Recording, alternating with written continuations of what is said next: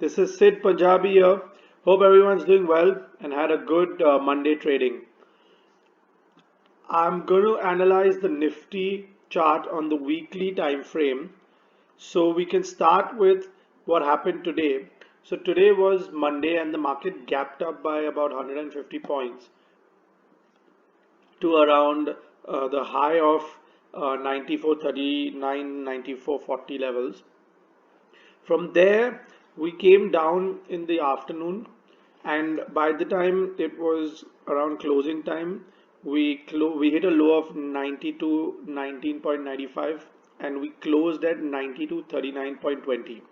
So this on the weekly chart, of course, this is not broken last week's high, which was 95.33, and this and last week's low as well, which was 9116.50. So we'll see what happens during the week, but as per my analysis, I don't see Nifty breaking either of the high or the low drastically in the next couple of days. But even if we had to take a trade, it would be preferable to go short if Nifty breaks last week's low, which is around 9,100 levels. So if it breaks last week's low convincingly, then we can go short on Nifty, and we'll keep this week's high as a stop loss.